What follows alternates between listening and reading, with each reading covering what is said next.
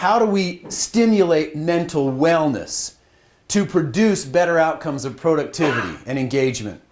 There were two researchers by the name of Michael McCullough and Robert Emmons, who roughly about 15 years ago set out with this definition and to test their hypothesis that, in fact, gratitude could produce cultural and performance outcomes. This is Growth in Dentistry, a dental intelligence podcast, where we ask the question, what does growth in dentistry mean to you? I'm Steve Jensen, a dated dental nerd and your host. Hey, what's up, everybody?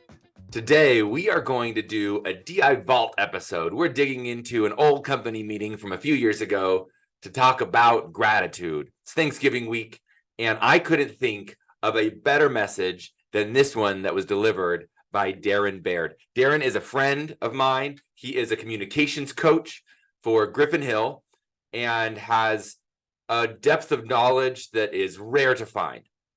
This is an episode that is absolutely worth a listen. It's a little longer. You're going to see, I think this is going to be probably like 50, 60 minutes long. And if you're looking to find greater success in your life, a greater sense of purpose, more happiness, and more fulfillment in life, this episode 100% will deliver on exactly that. If you'll take what Daren shares and implement it in your life, I am so confident that you are going to feel more joy, more fulfillment, more peace in your life. Today, we are talking about gratitude theory. So I'm going to go ahead and get the Vault video going and welcome Daren Baird to the pod. So as we get started in our conversation today, I'm going to actually start with this question, and this is not going to be rhetorical. I'd like our live audience here to participate in any of the questions that I ask. But the first question that I'm going to ask is this. We're in a corporate environment. We're here at Dental Intelligence on a weekly basis to help improve productivity, outcomes, build culture. And the question becomes, why would gratitude be a valuable enough topic to bring into the corporate world? Thoughts, observations. Why is gratitude a valuable enough topic for us to bring into a corporate discussion? Any ideas or thoughts to that? In my personal opinion, I think gratitude is what motivates me to work hard. If I'm grateful, I want to work hard for what I'm grateful for, and so I keep going. Tyler, thank you so much for sharing. It's interesting that you say that my gratitude is what drives me. When I'm grateful, I actually want to work harder. If you think about it, somebody who's maybe stressed out, full of anxiety, maybe a little depressed, is that person an actor, or are they kind of a little bit withdrawn? They're certainly withdrawn. The inverse of that is somebody who's exercising gratitude, somebody who sees that they're blessed, they're engaged. They actually increase productivity. So we just talked about, we meet on a weekly basis to increase productivity, to help build culture. And Tyler's response is, when I'm grateful, it motivates me. I become more engaged. Why else do you guys think gratitude would be a valuable enough topic for us to bring into a corporate discussion? Curtis, is that a stretch, or is that you're itching somewhere in between wanting to share something? That's a little bit of both. Gratitude, I've always wondered why, before hearing this, I've always wondered how in the world could gratitude, something that you talk about in spiritual or personal type development, help the corporate world. And I think it goes back to the all human performance. There's two actions there, and I believe that that's the reason why. Okay, perfect. It's interesting, Curtis. Ever since human beings started walking upright on the earth, gratitude has been a topic of discussion. It's primarily been concealed or kind of housed primarily in both kind of theological and philosophical arenas. We've talked about gratitude. We just don't talk about it very much, number one, in the corporate world, and certainly not in the scientific world. Well, we're going to be talking about some very clear patterns of scientific evidence. This is actually a new topic in the scientific world about what gratitude does from a standpoint of increasing our productivity and performance. We're going to talk about some very clear, easy, executable actions that you can engage in that will help increase productivity, performance, outcomes, and help improve in all areas. So again, we're going to talk about, kind of think a little bit about the journey. We're going to talk a little bit about what gratitude is, why we care about it in the corporate world or in a personal environment as well. And then we're going to finally wrap up with giving or talking about some of the very specific and clear executable and exercisable elements to reach those benefits of what gratitude produces or gives to us, okay? So you can kind of think a little bit about our journey through kind of those three windows. Any other thoughts about why gratitude in the corporate environment before we continue and transition? Tell me your name again. I think I met you last. Ginger. Ginger. Yeah, thank you. I think one of the great things that comes out of gratitude is it helps us acknowledge that we need something from somebody. And I think in the deepest sense of gratitude, it's usually something we can't provide for ourselves. And that's hard to acknowledge. And when we're like that, then we're vulnerable. And when we're vulnerable, we're willing to change. And so. Ginger, thank you. Have you studied gratitude from the scientific perspective before? No. You sound like a scientist, actually, who's talking about gratitude. That's perfect. And such a perfect segue. Ginger, thank you so much for sharing. Any other thoughts before we make the transition into kind of talking a little bit about the definition of gratitude? I think too, when I think of gratitude, when I think of the opposite of gratitude, I think of pride. And if you're prideful and not grateful, you can't work well in a team, you can't have a good working environment. So I think just being grateful and recognizing, your team's contribution in the company as a whole helps you to be a better employee and get stuff done. It's so perfect. That coincides and parallels really nicely with what Ginger just said, right? In terms of, think about the opposite. It's prideful, and we're kind of like, hey, I this, and this is what I, rather when we begin to kind of create this acceptance of this humility, this acceptance that somebody else is of value, and even maybe how can I continue to contribute to the culture of an organization, it changes. It starts with a mindset that begins to transition very clearly into, again, a practical exercise in a corporate environment and in the personal environment as well. Perfect. Well, one of the interesting things that I just had made the comment to is that the scientific world has largely ignored the topic of gratitude as a virtue because we have no interest in the scientific community to talk about anything that we can't define and or certainly measure. So interestingly enough, there were a couple of researchers who just within the last decade, 15 years ago, set out to begin to look at gratitude from a standpoint of personal and organizational performance. They set out defining the hypothesis or setting up the hypothesis to say, we believe that gratitude can in fact increase productivity and performance, but we need to be able to have a way to define it. So how do we define gratitude? So when we think about gratitude, there are three key things that we talk about as it relates to the definition of gratitude. Ginger can just stand up and give the presentation from here because she nailed it. It was 100% spot on. Three key things that researchers set out to begin to talk about the definition of gratitude. Number one is that we as human beings recognize that we've been the recipient of some sort of a benefit. Number two, that benefit, it's a recognition that benefit came from a source outside of myself. And number three, that it was largely independent of my behavior, i.e., I was largely not capable of producing it myself either. So those three things, the researchers began to largely set out to define gratitude. Number one, getting people to recognize that they've been the recipient of a benefit. Number two, that benefit came from a source, somebody or something outside of themselves.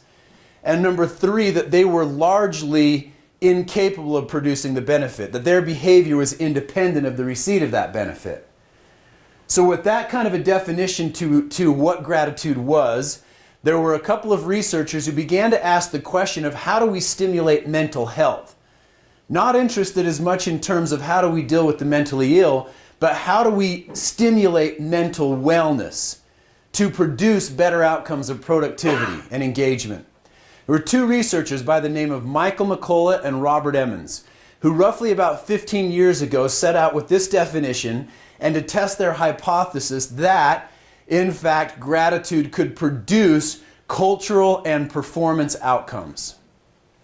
So they largely went out and got one large group of people and divided them into three groups. They asked the first group to, on a regular basis, write and acknowledge the things that they were grateful for in that definition of. Look at the things that you've been a recipient of, benefits, coming from outside of yourself, and then lastly, that it was largely independent of your behavior. So on a daily basis, recognize and write those things that you are grateful for. Group number 2, will you please acknowledge, pay attention to, and note irritants and hassles in your life? Things that bug, that bother, note them and write them on a daily basis. Group number 3, we just want you to record events in your life that have had some sort of an effect. So the larger events of your life that have some sort of an impact. What was the result? Well, after some period of time, Group 1, those individuals who focused on a regular basis those things that they were grateful for, saw increases in their hope, optimism, determination, energy, level, flow. Optimism, I think I said that before. Determination, we can't say enough. Increases in energy, made more progress on their personal goals, fewer physical symptoms of illness, slept better with longer duration. All while decreasing in anxiety, fear, sadness, bitterness, depression. It's pretty powerful. This set out a firestorm in the scientific community to say, hey, wait a minute, can we validate this? Can we see if we can duplicate this again? Researchers with a 21-day gratitude journal writing exercise for adults with neuromuscular disease saw all of these same increases in benefits. 21-day gratitude journal writing exercise for adults with neuromuscular disease saw increases in energy, optimism, determination, slept better with longer duration, experiencing fewer physical symptoms of illness, all while decreasing sadness, bitterness, fear, anxiety, depression. 21-day gratitude journal writing exercise for children. See improvements in behaviors or attitudes towards school, teachers, parents, and even a decrease in acne. Do I have your attention yet? You can begin to see the power of this exercise of gratitude. What's interesting is the inverse, the opposite. What happened to that group who on a regular basis focused on irritants, hassles, and bothers? We just take the research results and dump it upside down. The increases came in fear, anxiety, bitterness, sadness, depression, all while seeing decreases in energy, flow, optimism, determination. They weren't sleeping nearly as well. So you just take those research results and dump them upside down. The governing principle here is that those things we focus on grow. I want to talk to you a little bit about what we call the law of occupied space. The law of occupied space is a physics law. It generally says, or largely says, that no two physical objects can coexist at the same place at the same time. But there's a progression to that law. The progression to that law is that all space is occupied. Unless we're in some sort of a vacuum, then stuff seeps in. It occupies the space. So even here, there's matter. As I move my hand, the matter moves around. It's a displacement of the matter.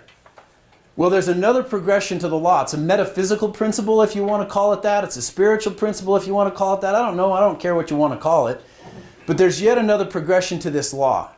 And the progression to this law is that the same thing happens in the mental capacity, the occupation of space. That it's impossible for hate, anxiety, and fear to coexist at the same place at the same time as hope, optimism, love, gratitude. They're impossible. If you look, actually, you can see this quote by Dr. Emmons. He says it's nearly impossible to be grateful and feel envious at the same time. The positive emotion cancels out the negative emotion, the law of occupied space. So those things we focus on grow. And here's what we know, that gratitude in every way that you can think about a muscle, gratitude acts the same way. Meaning that when I exercise, it strengthens. But the caveat and the danger is when I stop exercising it, it experiences atrophy. It doesn't matter how much you had exercised it or how strong you had become. When you stop exercising it, it atrophies. So again, here's the scary thing, the caveat. For those of you who have seen this multiple times, it requires ongoing effort. Remember when we talked about Dr. Gilbert and we talked about the PIP score? The PIP score is your potential for improved performance. What that means is even if you want to maintain your current performance, there has to be effort to maintain. It requires ongoing effort. That's why I asked for those of you who have seen this multiple times, I said, look, you're going to find yourself in one of three places. One, you never started. Meaning that, oh, hey, great conversation, really good, I was inspired. And then you go outside the room and you keep engaging in the same patterns. So whatever you're netting is whatever you're netting with no improvement or change of the resulting benefits. But I also made the comment that you might have started. And then after a month or maybe 2 months, a quarter, the activities began to kind of wane, kind of drop off, and you stop the activity. And then the muscle begins to atrophy. And those experience or those resulting benefits begin to disappear. So it requires ongoing effort, ongoing work. And it's imperative that you think about making a lifestyle change. Not just something for the holidays. Oh, hey, it's November. Great. Thanksgiving. What are you grateful for, kids, as we go around the table? Oh, I'm grateful for, and then, Christmas shows up and all the anxiety and stress begins to settle in, and we're done with all that Thanksgiving stuff because it's time to move on to something else. This has to be a committed mindset shift. And it has to be a lifetime exercise. So if we kind of think about it like this, the interesting thing is we can also see a confluence. It can happen relatively quickly, right? So if you think about it this way, let's say that Chandler represents gratitude, hope, love, optimism, and I represent hate and anger. So Chandler's in that chair, and I can't occupy that chair because he's there. So I can say to him, hey Chandler, you want to hop out and give me that chair? And he's like, yeah, sure. Now I'm occupying the space. But it took a displacement of the matter, the thought, the principle for the transition to take place. I spent a lot of time, in fact, I've studied pretty diligently the principles of gratitude for the last decade. Everything from the science of gratitude and happiness to just kind of, personal human stories that don't really seem like, they have scientific elements in them. And it's interesting because as I've been studying the past couple of months, getting prepared for this season of gratitude and my delivery, I literally woke up the other morning. As I'm focusing on and reading about gratitude, I noticed that my disposition even improves. Because I'm focusing and exercising on gratitude. And I woke up the other morning and I was literally just full of gratitude. Just this sense of awe. It was one of those really bright, crisp autumn mornings. The leaves were bright. The sun was just coming up over the mountains. And I literally acknowledged, I feel so good right now and I'm so blessed. And then I had the thought about this displacement or this occupation of space. I thought, how would I deal with it if a car cut me off right now? Would I immediately have that displacement of me not, being so grateful anymore and I'm super angry and upset and frustrated and angry? So the equivalent again is that I could say to Chandler, hey, can I have that chair? And he's like, yeah, I'm out of here. I don't want to get in the way of you being mad, Or it's like, no, I've been exercising and I'm not going to let this space go. So I can say to Chandler, can I have that spot? And he can say, no, I'm not going to give it up. Well, okay, I really want that spot pretty bad, so I'm going to fight you for it. The question becomes, what is stronger? The hate, the anger, the frustration, does it come easily? Does it come quickly? Do we exercise it? Do we focus on it? Or in that moment of that car cutting me off, do I have the ability to let the gratitude keep the occupation of that space? And to say, hey, man, I'm so glad that nothing bad happened there, man. I hope you have a good day. And then I stay in that sense of gratitude. So we're going to talk about then, therefore, what? I've been talking about the principles. We've defined gratitude. We've talked about the benefits of the results, why we should care about it, not only in our personal lives, but also, in fact, in the corporate sense of the world as well. And then we're going to start kind of transitioning into, okay, therefore what? What become the exercises of gratitude? How do we achieve it? How do we strengthen it? So one of the things that I'd like each one of you to do is to take a few minutes and literally start making a list of people who have had a positive impact in your life. So I'm literally asking you here to just start making a list. If you came prepared with pen and paper today, great, use it. If you don't have your pen and paper, you can pull out your phone, your computer, and just literally start making a list. Who has had a positive impact in your life? I've given some cues on the slide here. Obviously, we could think about family members, parents, legal guardians, people who have had a formative impact in raising you, teachers, school environments, anything from elementary to college, good friends, mentors, coaches in a business environment, people that you've led or vice versa, people that have led you, people that have helped, had a positive impact in, again, your growth. Maybe think about somebody who has come to your rescue in a difficult time. So what I'm looking for is just start writing a list of names. Okay, I can see kind of a good flow happening. I'm going to kind of start talking again, but if you're kind of in a good flow and names are coming to your mind, no reason to stop as well. Somebody have a name on your list that you would like to share with the group. Nathan, do you have a name on your list that you would like to share with us? Yeah, my brother. What's your brother's name? Ethan. Tell me about Ethan. Why did Ethan make your list? He's been a good example to me, I guess, of like what it means to love people. How has he taught you that lesson? Interesting in terms of the relationship of, he's been a good example of teaching me how to love people. Why Ethan? Tell me a story or example or something. I just remember as us kids, like I was always really outgoing and kind of outspoken, and Ethan was always able to relate to people by, he was always able to see kind of the one person that was feeling left out in a group or something like that, and he was always able to kind of connect with them and bring them in. That's so great.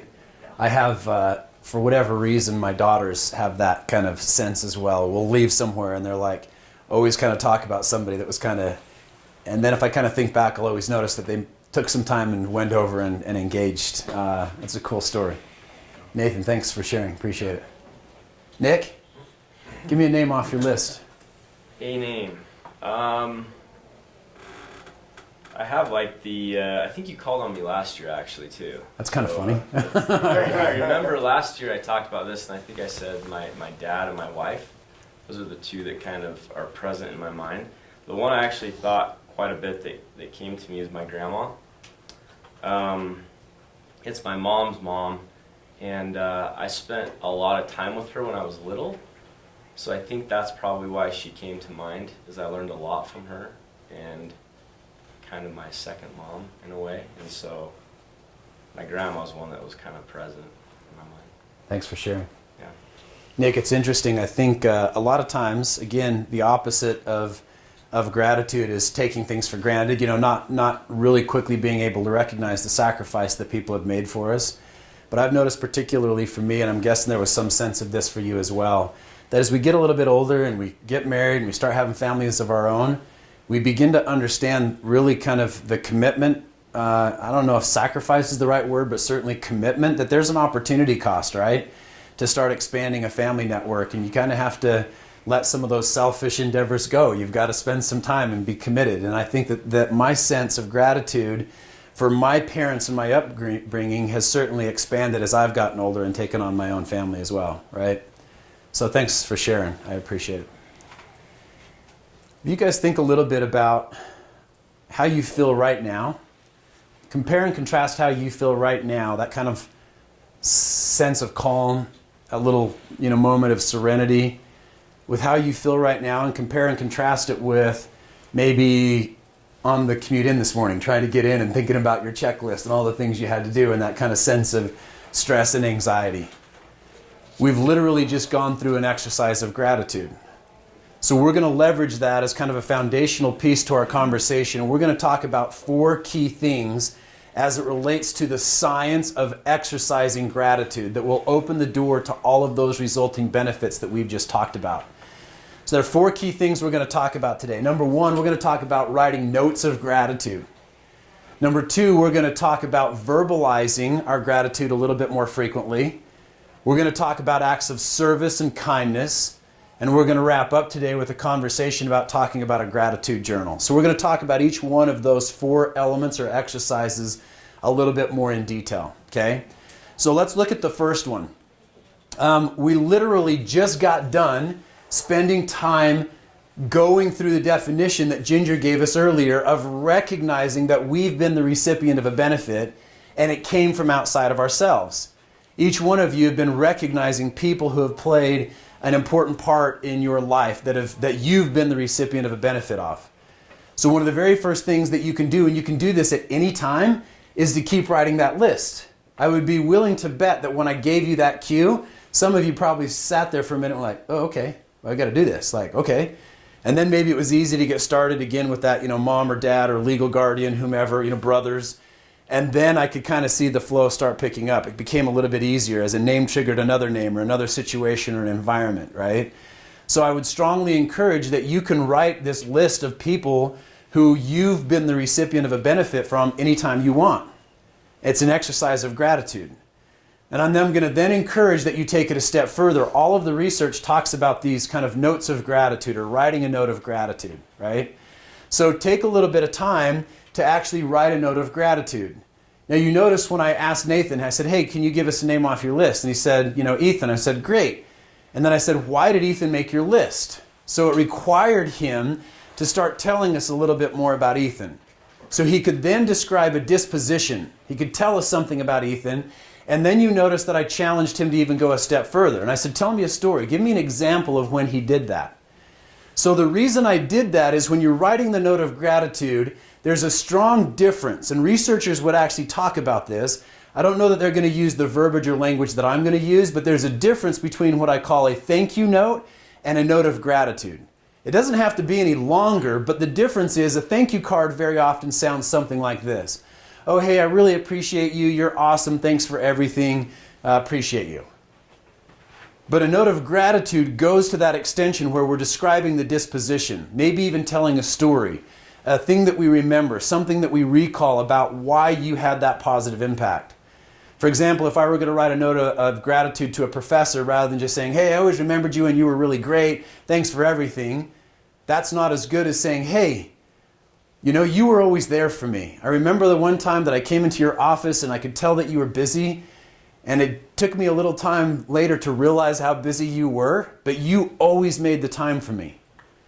And that night that I came into your office and you made the time and cleared your desk and spent 30 minutes with me was impactful. It meant something to me. You see the difference? There's a clear, direct difference in writing the experience, describing it, validating why are you writing this note. So be sure that you draw it out. So interestingly enough, as I mentioned, I've been studying and kind of looking at gratitude for the last decade of my life. Everything from the science to kind of personal experiences or stories.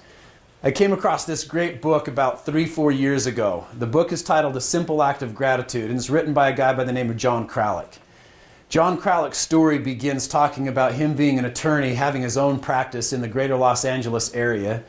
And even though he had his own practice and it seemed like things were great, everything about his life was difficult and challenging. He didn't have very many clients in his practice, and those that he did have weren't paying their bills on time. He was having a difficult time making payroll. He was trying to figure out how to create a better outcome in his practice. He was having a difficult time staying in any committed relationship, and he just was kind of lost, just struggling through life. So he went up in the foothills of Los Angeles one day. The calendar changed from one year to the next and caused this great moment of reflection. He's trying to find himself, so he goes up into the foothills and he's just trying to think. He just escapes and just tries to get away from it all and just think. And he said he heard an audible voice, as clear as if someone was speaking to him, say, John, until you're grateful for the things you have, you're never going to have the things you want. So he said, okay, note to self. If that's the thing, if this is the great intervention in my life, then I'm going to start practicing gratitude. And he went home and he sat in his apartment for 3 or 4 days not knowing what to do.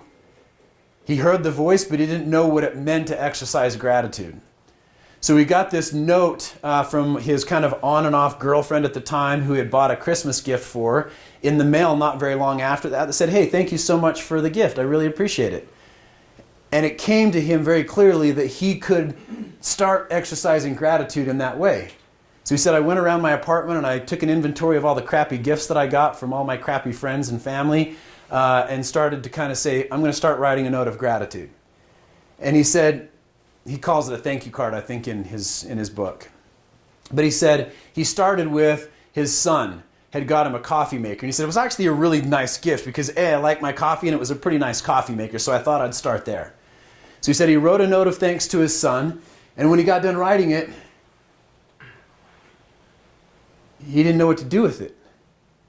He didn't even know where his son lived. So he had to pick up the phone and call his son and said, hey son, I need your address because I've got something for you. And his son said, Dad, I'm glad you called because I want to get together. I want to go to lunch with you. And he went, great. This is the same son that I've given financial loans to my whole life, and he's never repaid me a penny, and I can't afford lunch for myself, let alone to buy lunch for him. So he was like super put out that they had to go to lunch, but he said, I ended up picking a spot that had a little bit of sentimental value, but was also the cheapest place in the valley that I knew of, and we went to lunch. And he said, as we were sitting there, I took out my little note of thanks, and I said, hey, I've got something for you. He said, I put it on the table and slid it across the table. And he said, my son looked at me and said, Dad, I've got something for you as well. And he put an envelope on the table and he slid it across the table. And he said, I picked it up and I looked in there and there was cash in there. It was the first time that he had made a repayment of any of the loans that I'd ever given him. And he thought, I can get into this gratitude thing. It seems like it works pretty good. I like this idea. But then he literally goes on to describe his commitment or his goal to write 365 notes of thank you or gratitude that coming year. He doesn't once mention the science or the exercise of gratitude and the scientific principles that we're talking about today, but he literally goes through and describes in every event of his life improvement. Better personal relationships, his practice started to pick up. He had always had a lifetime goal of becoming an appointed judge to the state of California, and not very long, by the time he gets done writing this book, within about two and a half years of his commitment to start exercising gratitude through notes of thank you, he became an appointed Supreme Court judge to the state of California. Every aspect of his life changed. It's not coincidence. There is a clear pattern of association to all of the scientific research in his life. I don't get a royalty off this book. I should, because I present it to thousands of people every single year, and I know that people have actually picked it up and read it before. But it's a great book to read. Go get it. Because it's an exercise of gratitude, and it will give you thoughts of how to kick off writing notes of gratitude to people in your personal life. But there's one exercise of gratitude. Let's talk about the second. The second is to verbalize your gratitude, and this actually isn't really a departure at all from the writing notes of gratitude. We're just talking about a verbalization of gratitude. So start paying attention. Look around. Again, in that definition of people who have had an impact in your life, a positive impact, that you've been the recipient of a benefit. When I built this slide, I put, look for simple acts of gratitude. And then I thought, sometimes I think we miss even the grand acts that people do around us, and we miss it all the time. So start looking. What are some simple, easy things that people do that you're a recipient of benefit of? And maybe they're even the grand examples. And begin to verbalize your gratitude more frequently. I'm a strong proponent that, again, the same principle applies here. And it's not just me when I say I'm a strong proponent. This is scientifically validated. That rather than just going up to somebody and saying, oh, hey, you're really awesome, I really appreciate you, thanks for everything. Again, draw the experience out. Say something. Note their disposition. Note an experience, a time, an event that had an impact on you. It begins to change what you're able to see and ultimately what you're able to verbalize. So I had a client in the greater Phoenix area, really kind of a dysfunctional company. Every time I talked to the owner of the company, he was pointing fingers. They were always kind of struggling, kind of a little bit like John Kralik, to kind of really get good culture and kind of really get to the next level. And they just kind of feel like they were stuck in this, but it was dysfunctional. The owner was always, pointing fingers at people in his organization of, incompetence or, failure to do something. And I was actually down with this organization one time, and I had an opportunity to sit down with the vice president of sales. I went into his office, and as soon as his door closed, he said to me, and I quote, Daren, do you know that today's my 1-year anniversary and the owner of this company hasn't said one word to me? Not a thank you, not happy anniversary, nothing. And I literally thought at the time, I'm like, well, dude, life sucks for you. Sorry, man. I was like, we got some work to do. Let's let it go and let's go. Come on. So after we kind of hey, sorry about that, buddy, and whatever. And then I kind of, made the segue and we got to work. I kind of just didn't think another thing about it. But it was about 2 weeks later. I was with the global vice president of the 37th largest company in the world, Fortune 500 company. And that individual looked at me completely non-related to this statement. I don't even know kind of where the statement came from or how it came up, but he said to me, and I quote, "Daren, I've really made it a point in my life that on my work anniversary, I go find the person who hired me and I tell him, thank you for giving me my job." And it hit me like a ton of bricks right there on the spot. I was like, look, clearly resumes of these two people are different, but if we were to just look at talent, skill, or ability, they're probably really not very departed in terms of their ability to perform and just their capability of getting a job done. And I'm here to tell you that when you look at this organization or company that's dysfunctional, constantly pointing fingers, never really getting anything done or getting any further, and it was just that dysfunction of everybody pointing fingers, it was that blame. And then I go to this individual and I absolutely again tell you that this is not circumstance or happenstance or a coincidence that this individual is in his status of being a global vice president of sales for the 37th largest company in the world. Because he exercises gratitude. Because he notes that gratitude. Just like Tyler talked about, it motivates when you recognize that somebody gave you something rather than the sense of entitlement and waiting for somebody to come to you and tell you, hey, thanks for what you're doing. It changes our perception and our ability to perform. So verbalize your gratitude. Think about those people that you can verbalize your gratitude and give yourself over and be more prone to verbalize your gratitude. Bullet point number 3, we're going to talk about service and acts of kindness. Service and acts of kindness are just a simple way of where you can look to give of yourself. Time, money, resources, however, wherever you can. But give of yourself. One of the very first elements of gratitude is that we recognize, and I think kind of again Tyler made this comment or somebody as we were talking about this, that we have something. That we've been blessed with something, then therefore we recognize that we have something to give. So a recognition of gratitude allows us to put us into a place of service, but I would actually kind of argue that giving, exercising gratitude through kindness or service actually promotes the sense of gratitude in ourselves. So look for ways that you can give of your time, money, resources, whatever it may be. Research shows us that when we engage in acts of kindness, that our brain secretes a powerful cocktail of feel-good chemicals. We've all kind of felt that euphoric high, right? You've done an act of service, you've done something challenging, difficult, hard, and you kind of feel this, oh my gosh, I feel so good. There's a literal biochemical effect taking place. Your brain is secreting feel-good chemicals. Among that cocktail of feel-good chemicals are what we know to be serotonin and dopamine along with other chemicals. Interestingly enough, we know how to synthetically produce serotonin. We don't know how to synthetically produce dopamine, but we know how to synthetically produce serotonin.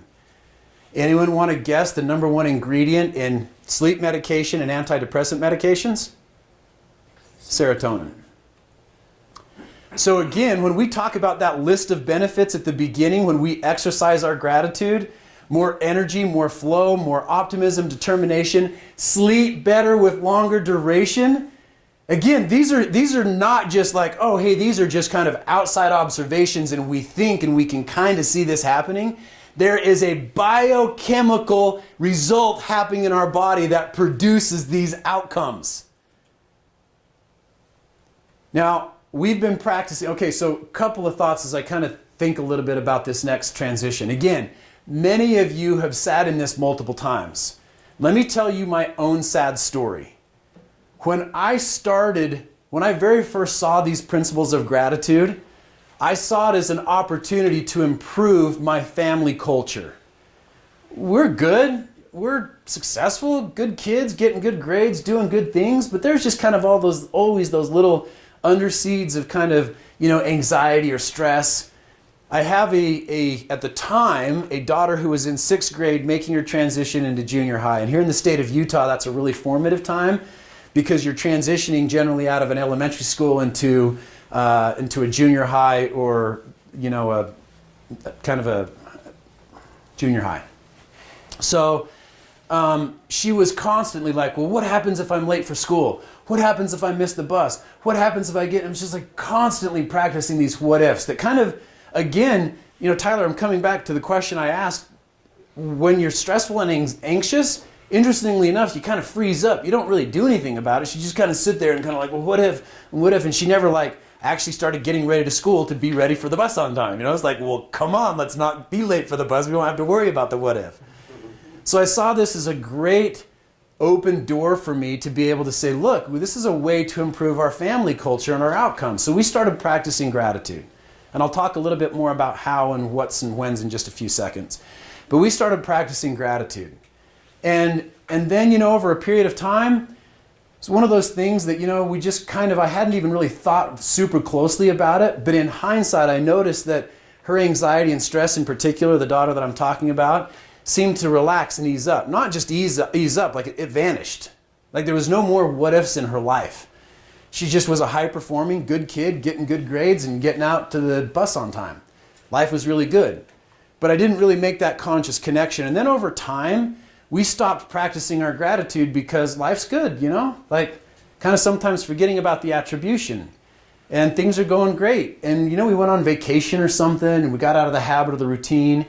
And then I started kind of noticing that those attributes started to surface back in her really kind of slowly until one day it was like really apparent. And I went, oh my gosh. And I found the attribution. It was after the fact that I noticed the attribution. And I thought at the time, okay, we need to get back to practicing our gratitude. So kind of rallied the family again. And we're practicing gratitude as a family. And then over time, you know, a vacation or, you know, a missed opportunity or something happened. And then the habit was gone again. And as I've already mentioned, I deliver this theory to every single one of my clients for as long as I work with them every November. I repeat this theory once a year. And then it was coming into November time and I'm going to stand in front of all my clients, thousands of people, and tell them, practice gratitude. And I'm like, dude, you're a freaking hypocrite, man. Like you kind of did it, but you're not really doing it. Like this is not okay. You got to get back. You got to go. So I got back into the practice. You know, now here's the scary part of the story. It took me and my family 3 years of going in an on and off cycle of practicing gratitude before we finally got into a good routine and habit. So the last 7 or 8 years, we've been really good at practicing our gratitude. So there's the caveat for all of you who have seen this before. And I mentioned that at the beginning, right? I do this every single year. I don't even know how many times I've already delivered this year. It's a constant reminder to me. I see the value in my own family, and it took me and my family 3 years before we finally got into a good routine of practicing our gratitude. Now, with that being said, that same daughter that I was just talking about, hopefully I'm not going to give away too many clues for those of you who know my family, has now gone on to college. She started her freshman year of college out of state last year, and then just due to some circumstances, she transferred to another school out of state. So she just started her sophomore year at an out-of-state college, second change, and she's kind of been struggling a little bit. Life's been a little bit hard for her. She's an athlete. She's been a little bit injured, so that's had an effect on kind of her, you know, kind of overall happiness. Kind of doesn't feel like she's super connected to the team because she's injured. Had a hard time kind of finding friends. And as a parent, that's a hard conversation to have with your kid, right? So every time you talk to your kid, they're like, I'm just lonely and it's just hard. And those are hard conversations. But at the same time, it kind of starts getting to the point of like, okay, well, go do something about it. What have you done besides sit in your apartment and not go outside? Like, go do something. But interestingly enough, no matter how much I kind of encouraged that, the cycle never changed. And this is a daughter of mine who's been practicing gratitude for 8 years. So finally, we went out and we were spending some time with her over our fall break here. We went out and spent some time with her. And the conversations continued to not change. Every time, how you doing? Well, I'm just lonely and I'm just struggling and I'm just... So finally, on the way out the door, we were getting ready to come home. I looked at her and I said to her, I've got a challenge for you. She said, what is it? And I said, I'm going to encourage you to look for acts of kindness, service to provide to somebody. And again, remember, she's injured, so it's not like she's super physically capable either. And I said, I want you to look for what I'm going to call 3 medium acts of service to do at least 3 times a week. And I don't know what that means to you, or I don't know what to define it, but that doesn't mean go open the door for somebody. Like really kind of look for an opportunity to extend yourself. And then I'm going to encourage you to look for what I'm going to call one large act of service each week. Just something, to do something for somebody. It's maybe a little bit more time, a little bit more effort that you're committing to. And you know what happened? The next week, the conversations changed, just that quickly. They changed. The conversations immediately went to, oh, hey, there's, my neighbor lady who sits on her porch and smokes all day long and is outside literally every day. Every time I come and park my car and she yells at me that I'm parking my car in the wrong place, I went and bought a box of chocolates and a little card and went and introduced myself to her. Okay, good. The conversation started to change. And then she said, there's a kid in my class who's been a quadriplegic ever since he was a teenager. And it's getting cold here, and I go to this night class, and as I leave my night class and get in my warm car and turn my heater on, I see him in his wheelchair going across campus to his frat house that takes him at least 20 minutes, and it's bitter cold. She said, and I'm trying to figure out how I can get him into my car and give him a ride. The conversations began to change. So those acts of service, those acts of kindness began to get her outside of herself. And all of a sudden she started the conversations were different. She was enjoying her classes more. She was looking for people in her class that she could become friends with. She was getting outside of herself, and it dramatically improved her outcome. And again, remember that this is a daughter of mine who's been practicing gratitude for the last 8 years in other forms. But by me shifting it to this kind of act of service changed the way she thought and acted a little bit. We talked a little bit about the serotonin. It's interesting because when we give of ourselves, that chemical reaction happens, but the recipient receives the same benefits, as well as even a third-party outside observer. Okay, gratitude journal. This is the last thing that we're going to talk about. This is where me and my family found an opportunity to focus on exercising our gratitude. Here's the crazy thing. We talked a little bit about the research before, right? We talked about the 3 groups. Those people who focused on things they were grateful for, number 1. Those people who focused on things, hassles, irritants, challenges, and struggles in their life, number 2. But we didn't talk at all about the 3rd group. Those people who were writing events that had an effect in their life. Well, what was the outcome for them? The answer is nothing.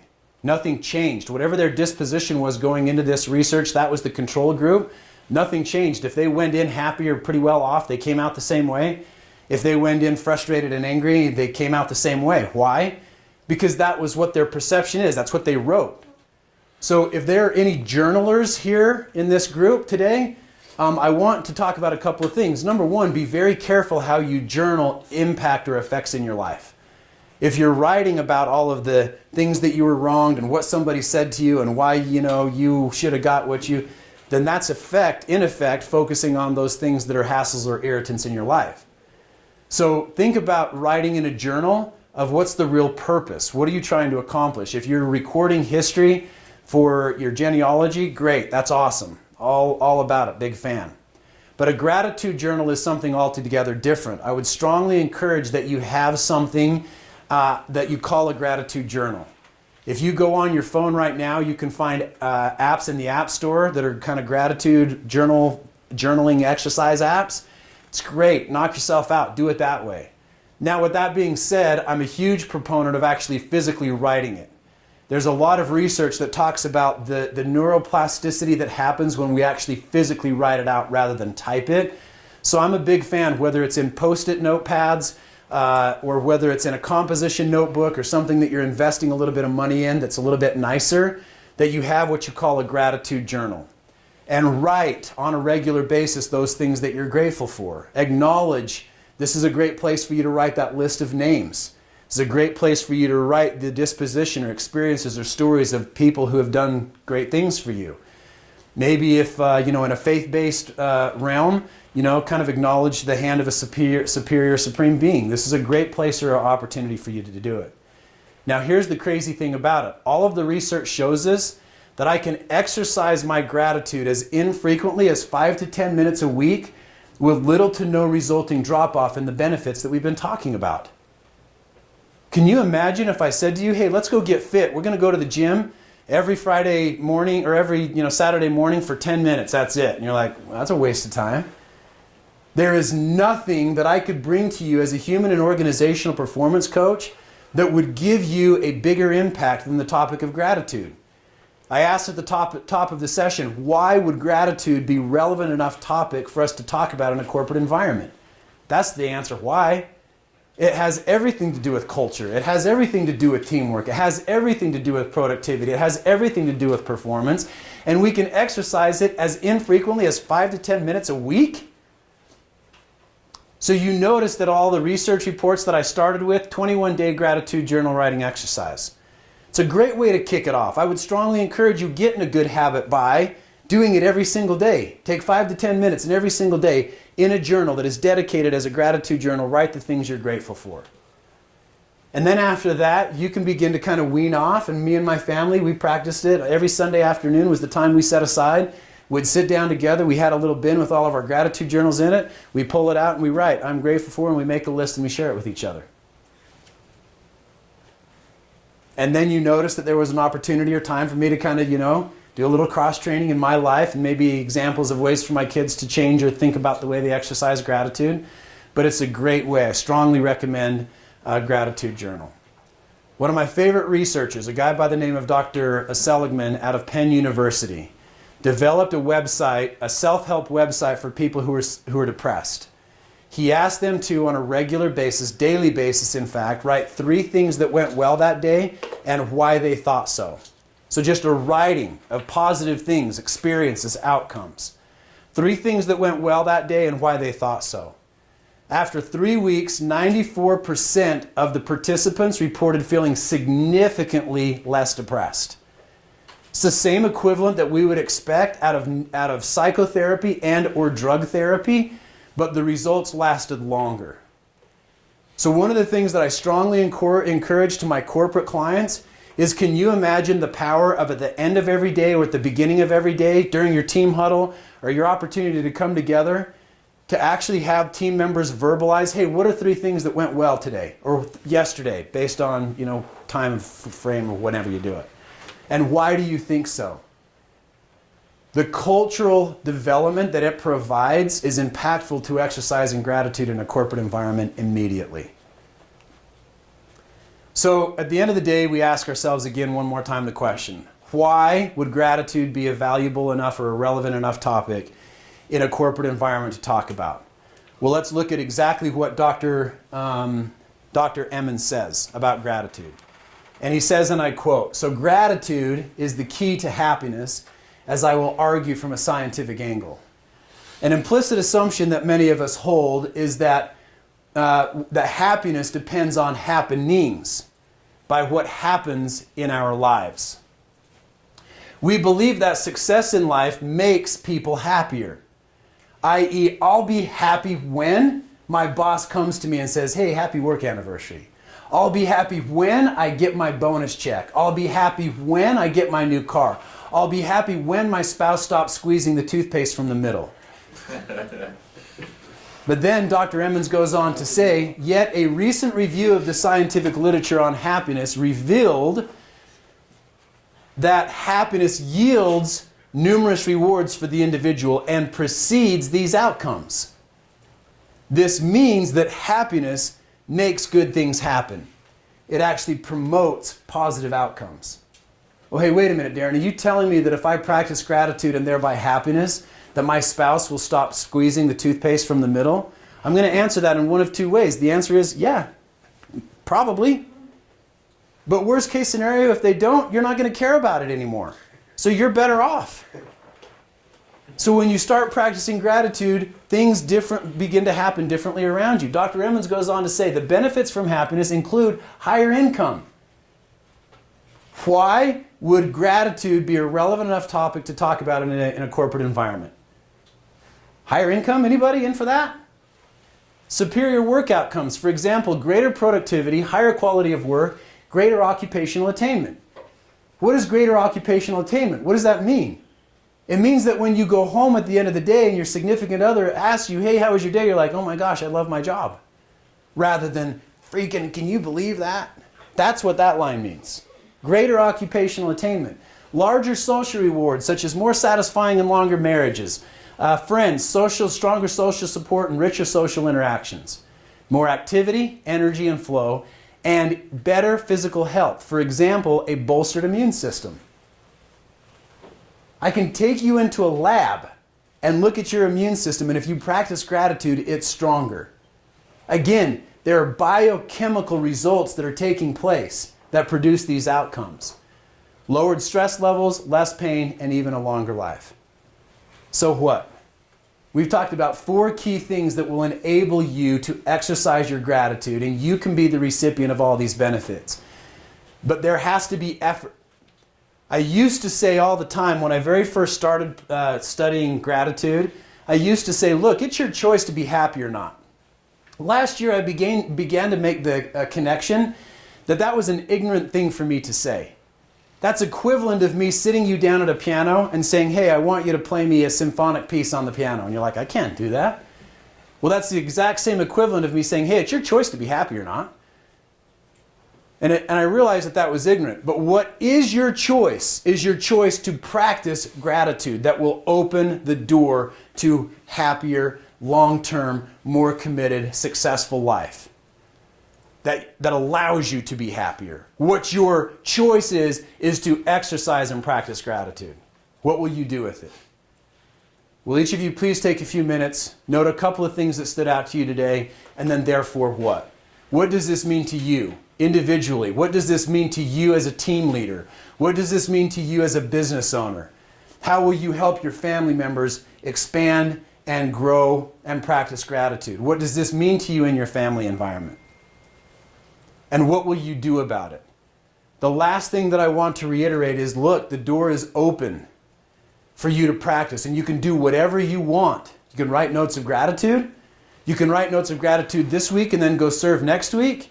You can do a gratitude journal for a couple of years and then transition it into, verbalizing gratitude. But you have to consciously make the choice to practice. I'm humbled and honored for the opportunity to work with you guys each week. For those of us who are joining today that maybe haven't seen or that I've had the opportunity to work with, thanks for being here. Thanks for taking the time and the commitment. For those of you here at Dental Intel,